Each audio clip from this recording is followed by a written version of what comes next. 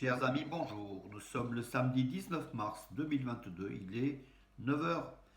Quelques news de l'Arménie, de l'Artsakh et de la diaspora arménienne. Tout d'abord, les médias en France, publication.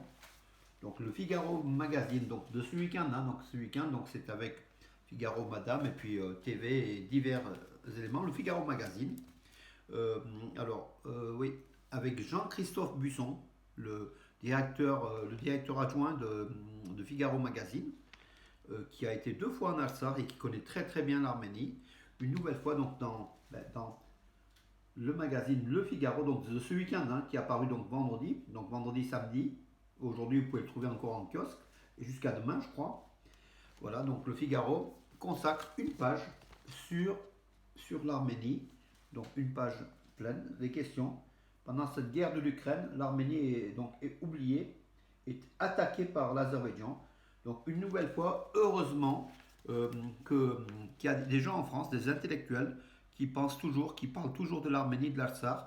Voilà, le Figaro Magazine, achetez-le, bon, ce n'est qu'une page, mais je crois que c'est intéressant. Jean-Christophe Busson, un ami de l'Arménie, vraiment quelqu'un un juste, je dirais, qui une nouvelle fois fait un bel article dans le Figaro Magazine qui est très très lu. Puis Figaro Magazine qui parle aussi de cette festival Arménie, vous savez, qui se passe à Mont-de-Marsan. Voilà un article aussi donc, que vous pouvez lire. Voilà. Bravo donc au Figaro, bravo à Jean-Christophe Busson. Et puis le Dauphiné libéré de ce matin, donc l'édition régionale ici donc à Valence et Bourg-Clévalence dans la région. Voilà le débat d'Arménia sur vendredi prochain. Ce sera donc le vote arménien en France, mythe ou réalité. Un beau texte, enfin vous verrez donc les personnalités d'origine arménienne, les communautés arméniennes établies en France, les nouvelles communautés arméniennes établies aujourd'hui à Nantes, Strasbourg, Nancy, d'autres régions de France où traditionnellement les Arméniens rescapés du génocide n'y étaient pas. Aujourd'hui, il y a de nouvelles communautés arméniennes qui sont formées. Il y a 700 000 Arméniens en France qui sont courtisés par les politiques et sans doute ça sera effectivement, donc ils seront caressés par les politiques. On l'a vu donc Zemmour, on a vu Valérie Pécresse qui ont été en Arménie. On a vu l'attitude aussi de Macron et d'autres candidats par rapport à l'Arménie. C'est toutes ces questions-là qui seront débattues vendredi prochain à la table ronde d'Arménia, ici à Bourg-les-Valence, à la MJC Jean Moulin. Voilà qui est dit, mes amis. Donc bonne nouvelle, le gazoduc a été réparé. Le gazoduc entre l'Arménie et l'Artsakh, qui passait par un village près d'un village azéri qui avait été endommagé, a été réparé. Donc aujourd'hui, dès hier soir, aujourd'hui, donc les habitants de l'Artsakh pourront disposer du gaz.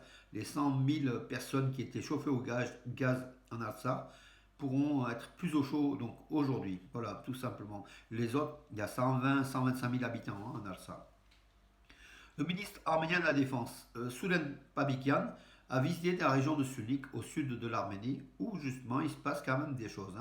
Comme Arman Tatoyan, l'ex-responsable des droits humains en Arménie, avec carte à l'appui, dans la région du village de Nerkinhand. Donc Nerkinhand, c'est dans la région de Sunik, où les Azéris ont avancé des positions sur plusieurs kilomètres. Donc ils ont à peu près 40 km carrés sur le territoire souverain de l'Arménie conquis, carte à l'appui. Donc Arman Tatoyan, avec une précision, vraiment une très très belle précision, démontre que les Azéris sont là. Et ils sont là pas pour un moment, quelques semaines, ils sont là pour durer. Parce que le gouvernement arménien, le ministère de la Défense, avait affirmé que oui, mais ces mouvements-là, c'est épisodique, c'est par le fait de la neige qu'ils ont été campés des tentes plus bas que donc, du côté arménien et qui vont se replier dès qu'il fera chaud. Mais en fait, non, Arman Tatoyan démontre le contraire, dit qu'il n'y a pas eu plus de neige aujourd'hui qu'il y a un mois. Donc du coup, voilà, une mauvaise explication du ministère de la Défense qui est gêné que l'Azerbaïdjan, une nouvelle fois, viole le territoire de l'Arménie, mais Erevan officiel essaye de minimiser les choses. Le ministre des Affaires étrangères, Anat Mirzoyan, a appelé donc hier son homologue français Le Drian, voilà, Le Drian qu'on a bien connu lors de la guerre d'Artsakh, l'attitude vraiment neutre de la France, une neutralité assassine de la France par Jean-Yves Le Drian. Voilà.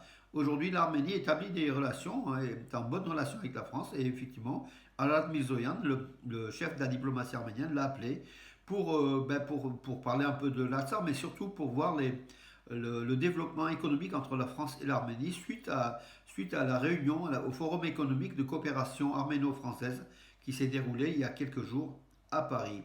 Voilà, donc pour mettre en route c'est tous les éléments pour que l'économie de l'Arménie puisse se porter mieux. Hein, voilà. Entre-temps, donc, avant d'oublier, oui, le président de la région Auvergne-Rhône-Alpes, donc Laurent Wauquiez, a dans une vidéo, une nouvelle fois, attiré l'attention sur l'Arménie. N'oublions pas la guerre qui a touché l'Arménie, donc a-t-il dit. Il a parlé du Haut-Karabakh. Laurent Wauquiez, qui, quoi qu'on en pense, est un ami des Arméniens et de l'Arménie. Nous avions d'ailleurs, il y a 3 ans, voyagé avec lui en Arménie et on s'est rendu compte de sa profonde, comment dirais-je, il était très très affecté par le fait que cette première nation chrétienne puisse être dans cet état-là, sous pression des ennemis qui sont à ses portes. Voilà, Laurent Wauquiez qui a été clair et net sur le génocide, sur les Arméniens, sur l'Artsakh. Voilà, c'est un des défenseurs de l'Artsakh. Merci Laurent Wauquiez pour cela en tout cas. Malgré tout cela, mes amis, l'Arménie est le pays le plus heureux de la région du Sud-Caucase. C'est étonnant. L'Arménie est classée 80, donc pas, en fait pas. En plus, c'est un organisme dépendant des Nations Unies qui s'appelle World Happiness Report. Chaque année, il établit donc le rapport du bien-être de chaque pays qui vivent heureux, un classement de 146 pays. Alors, ils tiennent compte aussi de l'espérance de vie, du soutien social, de la corruption, divers éléments pour classer les pays. L'Arménie est devant l'Arménie est devant la Géorgie. L'Arménie est 82e mondiale. La Géorgie, et je vais vous le dire, donc l'Azerbaïdjan, n'en parlons pas, 92e. La Géorgie est 105e. L'Iran 110e. La Turquie 112e.